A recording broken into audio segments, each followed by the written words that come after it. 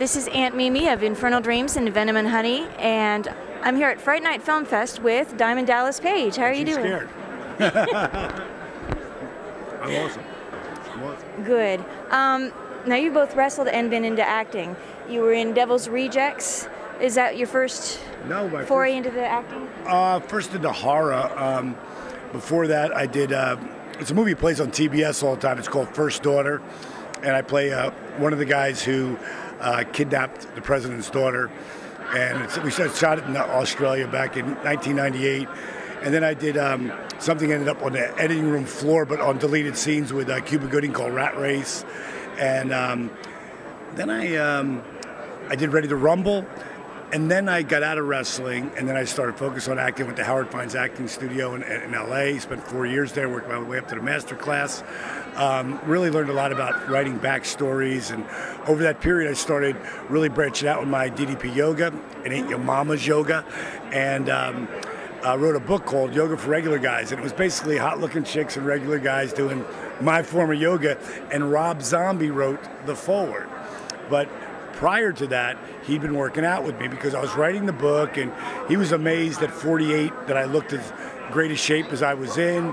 And he said, God, you must live in the gym. I go, I don't ever go to the gym. What are you talking about? You're freaking built like an Adonis. I was like, dude, I just do my own workout. He goes, what's that? I go, well, I call it YRG. He's like, what's YRG? I said, well, sort of like yoga for regular guys. It's sort of many, you do yoga? Well, yes and no. It ain't your mama's yoga, blah, blah, blah. And he started doing it with me. And really liked the workout. And one day we got done working out, and he goes, by the way, I wrote you a part in Devil's Rejects. So, that was really cool. And it's funny because I've signed a bunch of the Devil's Rejects book, which has the manuscript, and there's pictures throughout and all that kind of stuff. And everybody has their, I don't care who it is, they've got their little test shot they took when they did the casting call. And I've got a headshot in there. I'm not the only one. And I can't remember if someone was telling me that someone was bitching. I don't know how DDP got his headshot in there, but we had this stupid picture here when we auditioned.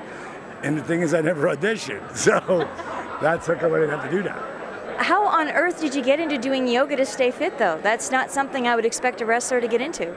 It's funny, now I got about 20 guys from Jericho who just blew out herniated his L4 about a year and a half ago. They said he was done.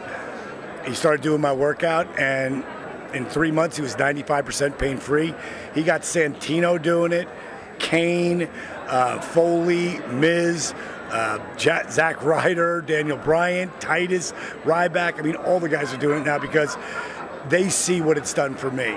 I'm a guy who wouldn't be caught dead doing yoga the first 42 years of my life, but I didn't start wrestling until I was 35. My career didn't take off until I was 40. That was 1996. 97, 98, I was on top of the world, and then I ruptured my L4 and L5 in my lower back. So I had 3 doctors tell me I was done. So I signed a multi-million-dollar deal. When you're doing something you love and they say you can't do it anymore, and those millions of dollars are gone, you'll try anything. Yeah. So I tried yoga. I was blown away how much it helped me, but I wasn't really into all the spiritual mumbo jumbo, so I got rid of all of that. Not that there's anything wrong with that, but it just didn't work for me.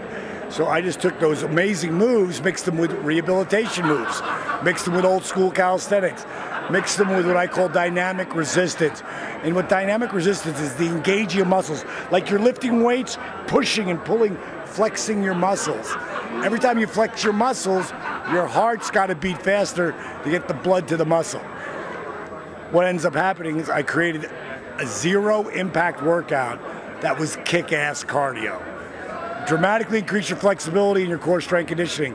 In less than 3 months, I was back in the ring. At 42, they said my career was over.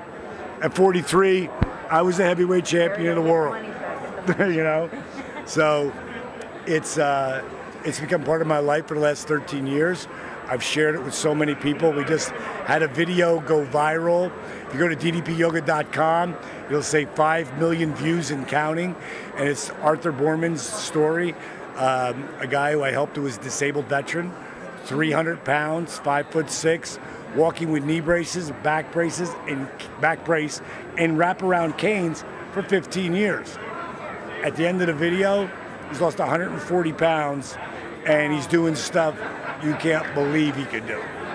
Awesome. Do you have anything you're working on now that we can look forward to in the future?